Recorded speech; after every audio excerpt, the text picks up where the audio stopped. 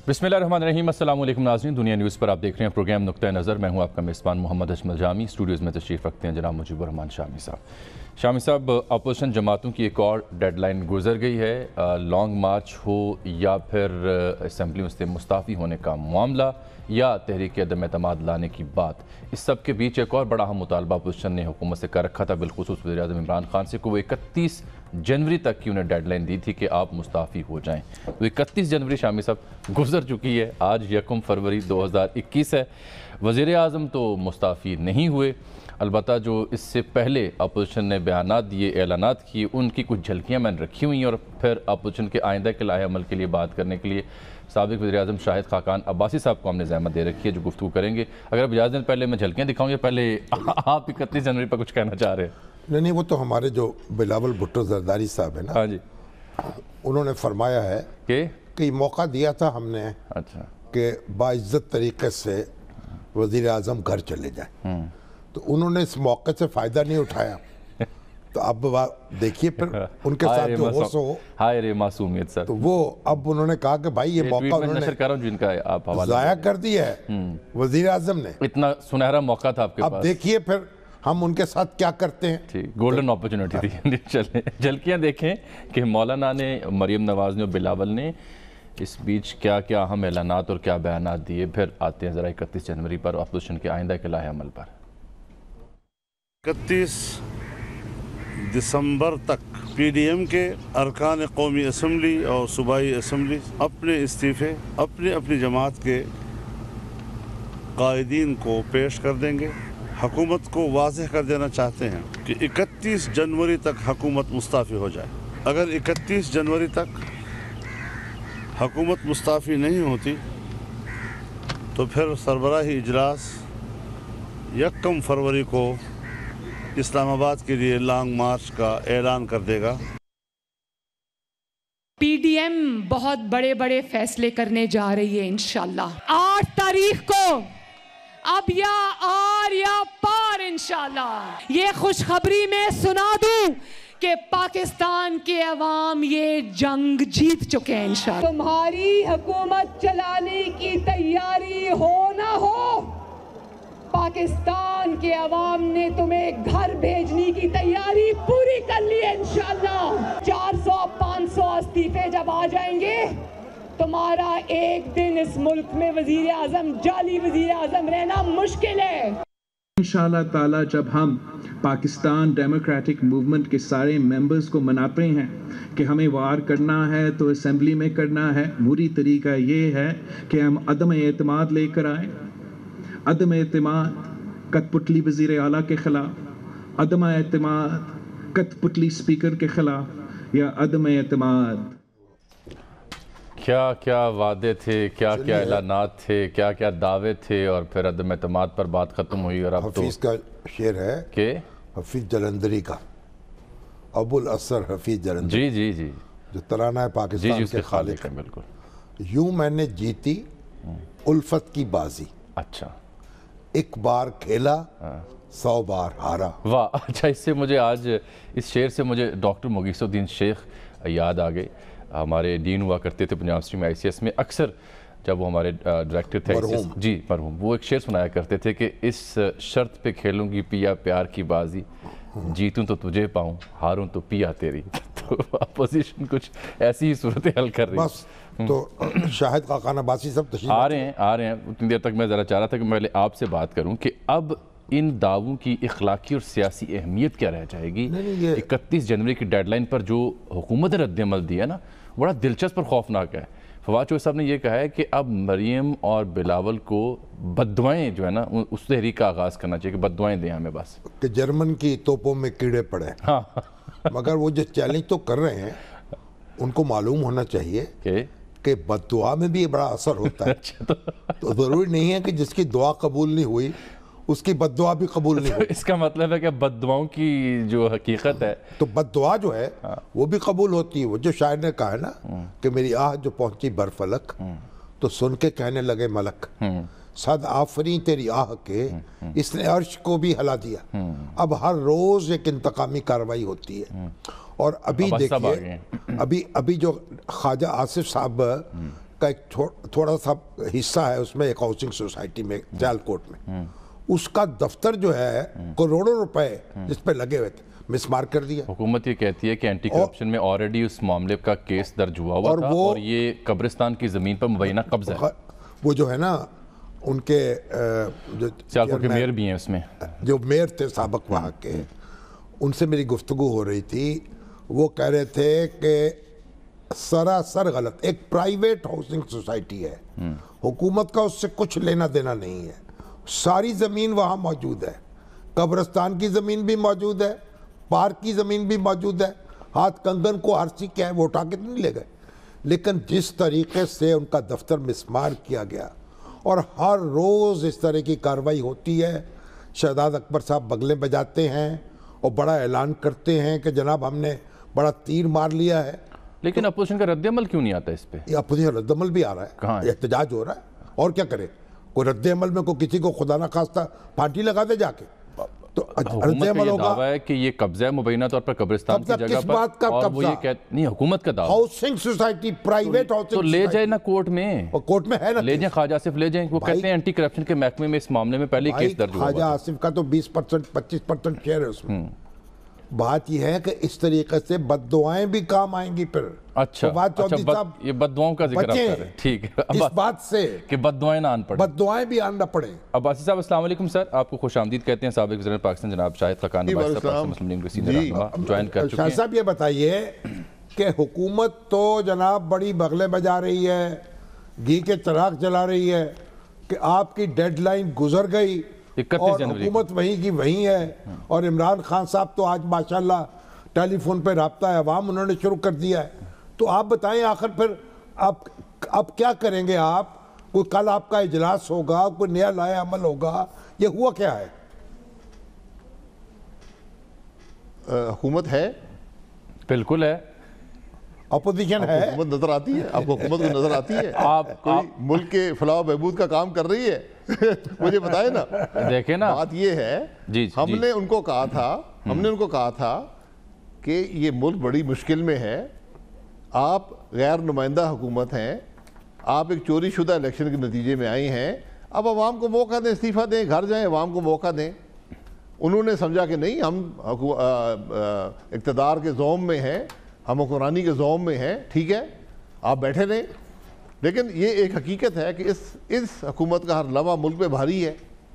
ہم نے اپنی بات کر دی تھی، عوام نے اپنی رائے کا اظہار کر دیا ہے، اب پی ڈی ایم جو ہے اپنے اگلے سٹیپس پہ جائے گی، ہم نے لانگ مارچ کرنا ہے، ہم نے استعفے کی بات کرنی ہے، people party P D M کے اندر عدم اعتماد کی بات کرنا چاہتی ہے، یہ ان کی رائے ہے، بالکل اس پہ مشاورت بھی ہو جائے گی، ایک حتمی فیصلہ ہوگا اور پی ڈی ایم آگے چلے گی۔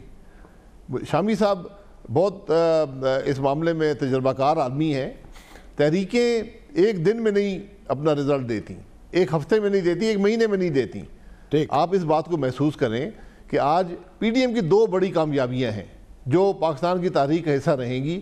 پہلی بات یہ ہے، یہ پہلی تحریک ہے جو کسی بھی اسٹیبلشمنٹ کی مرضی کے بغیر، اسٹیبلشمنٹ کی مخالفت کے باوجود چل رہی ہے، اور اس کے اندر قومی دھارے میں آج وہ جماعتیں شامل ہیں جن کو ہم غدار اور پاکستان دشمن کہا کرتے تھے۔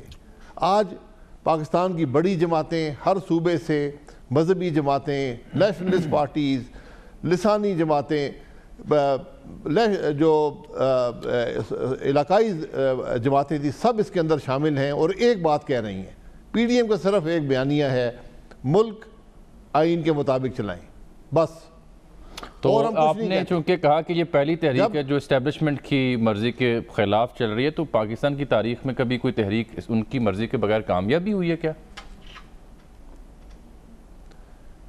دیکھیں، جو تحریک اصول پر ہو، جس تحریک کا بیانیہ عوام قبول کر لیں، وہ کامیاب ہی ہوتی ہے، اس کی بیانیے کی قبولیت ہی اس کی کامیابی ہوتی ہے۔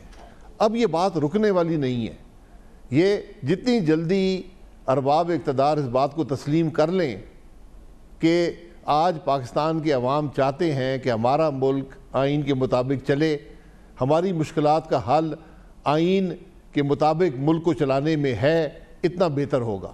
کیونکہ یہ بات اب رکے گی نہیں، یہ بات اپنے منطقی انجام کو ضرور. شاہ صاحب یہ بات تو درست ہے آپ کی، کچھ کہہ رہے ہیں ملک کا معاملہ آئین کے مطابق چلنا چاہیے، اور حکومت کا دعویٰ تو یہ ہے کہ آئین کے مطابق چل رہا ہے، لیکن اس سے قطع نظر جو آپ ڈیڈ لائنز دیتے ہیں اور جو اسپیسیفک اقدامات کا اعلان کرتے ہیں، جب وہ لوگ ان اقدامات کی طرف دیکھتے ہیں تو پھر کچھ مایوسی بھی تو ہوتی ہے نا، پھر حوصلے پست بھی ہوتے ہیں لوگوں کے.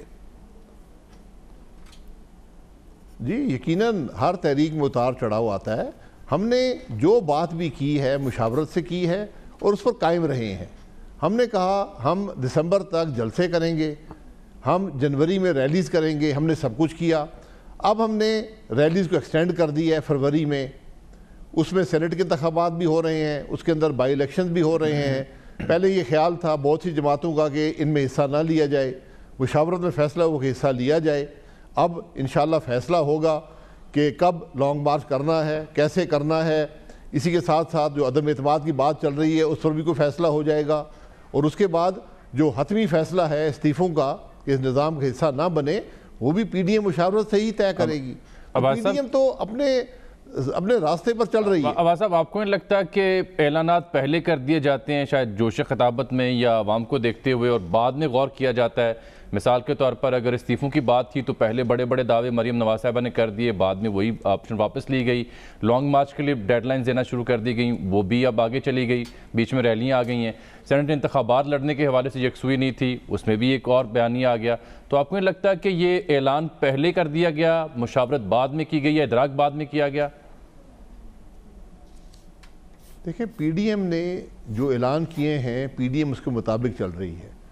جو پی ڈی ایم کے اندر جو جماعتیں شامل ہیں ان کا اپنا ایک موقف رہتا ہے. میری جماعت کا بھی اپنا ان ایشوز پر ایک موقف رہتا ہے. ہم عوام میں رہتے ہیں، ہم میڈیا کے سامنے رہتے ہیں، ہم ان کا اظہار بھی کر دیتے ہیں. جس طرح بھی بلاول صاحب نے کر دیا کہ عدم اعتماد ہونا چاہیے، بالکل یہ پیپلز پارٹی کی رائے ہے، ہم اس رائے کا احترام کرتے ہیں، لیکن فیصلہ وہ ہوگا جو پی ڈی ایم میں مشاورت کے بعد ہوگا. بھائی صاحب یہ جو بلاول صاحب کی رائے تھی، شامی صاحب کچھ کہنا چاہ رہے ہیں لیکن اس سے پہلے ذرا مختصر بتا دیجئے، جو بلاول صاحب کی رائے تھی اس کو آپ صرف ان کی جماعت کی ایک رائے سمجھتے ہیں، یا آپ چونکہ بہت سینئر سیاسی رہنما ہیں تو آپ کو لگتا ہے کہ یہ رائے کے علاوہ کوئی باریک کارروائی بھی ہے؟ دیکھیں میں تو کارروائیوں کی بات نہیں کر سکتا، نہ مجھے علم ہے. یہ پیپلز پارٹی کا موقف ہے، انہوں نے پہلے بھی پی ڈی ایم کے اندر بھی اظہار کیا ہے، باہر بھی کیا ہے. میری ذاتی رائے اور میرا خیال ہے کہ میری جماعت کی رائے بھی یہی ہے کہ ہم عدم اعتماد جو ہے ہمیں اس خرابی کا حصہ نہیں بننا چاہیے. کیونکہ ہم تو ایک اصول کی بات کر رہے ہیں، ہم یہ کہہ رہے ہیں کہ نظام کو تبدیل کرنا ہے، ہم پھر اسی نظام کا حصہ بن جائیں تو وہ کوئی معقول بات نہیں ہے. لیکن پیپلز پارٹی کی رائے ہے، ان کا موقف ہے، اس کا میں احترام کرتا ہوں. شاہ صاحب یہ بتائیے کہ ابھی مولانا فضل الرحمان کا جو لہجہ ہے اس میں کچھ تبدیلی آئی ہے، لوگوں نے محسوس کیا ہے کہ پنڈی کی طرف انہوں نے کچھ سارا سافٹ الفاظ استعمال کیے ہیں اور کہا ہے کہ ہم وہاں جائیں گے بھی نہیں، ہمیں گلے شکوے ہیں، کوئی ہمیں مخاصمت نہیں ہے ان سے. تو یہ کچھ تبدیلی ہے، یا آپ جو گئے تھے بیرون ملک دورے پر اور لندن میں بھی آپ کی ملاقات ہوئی میاں نواز شریف صاحب سے، تو کیا یہ اس کے کوئی اثرات ہیں؟ دیکھیں مولانا صاحب پی ڈی ایم کے سربراہ ہیں، مولانا صاحب پی ڈی ایم کی نمائندگی کرتے ہیں. مولانا صاحب کی وہی بات جو پی ڈی ایم فیصلہ کرے گی اس کو بیان کریں گے. تو مولانا صاحب انٹرویوز دیتے ہیں، میرے خیال اس وقت پاکستان کے سب سے پرانے سیاسی لیڈر ہیں، وہ ان معاملات کو سمجھتے ہیں. وہ مختلف کانٹیکس میں ان کے انٹرویوز آتے رہتے ہیں، وہ بات کر دیتے ہیں. ابھی انہوں نے اگر بات کی ہے کہ ہمارا کسی جھگڑا نہیں ہے، یہ بالکل درست بات ہے، ہمارا کسی سے جھگڑا نہیں ہے. ہمارا تو یہ جو پھر نواز شریف صاحب نے جب گجرانوالہ اور دیگر جلسوں میں جو نام لے کر بات کی تھی، کیا وہ بھی پی ڈی ایم کا مشترکہ موقف تھا یا ان کی ذاتی رائے تھی؟ اور وہ موقف آپ دینے سے کیوں گریزنا ہوتے ہیں؟ آپ کیوں خاموش ہوتے ہیں؟ نواز شریف صاحب نے جلسے میں اپنا بیان دیا ہے. میں تو چاہتا ہوں کہ اس کو نشر کر دیا جائے تاکہ پاکستان کے عوام دیکھ لیں. انہوں نے کسی کے ساتھ دشمنی کا اظہار نہیں کیا، انہوں نے کسی ادارے یا کسی شخص کی حد تک کی بات نہیں کی. انہوں نے صرف اتنا کہا کہ آج ملک کے جو حالات ہیں وہ 2018 کے الیکشن کی چوری ہونے کی وجہ سے ہیں اور آپ حضرات اس کے ذمہ دار ہیں. یہ میں سمجھتا ہوں ہر پاکستانی کا حق ہے کہنے کا جو بات وہ کہے.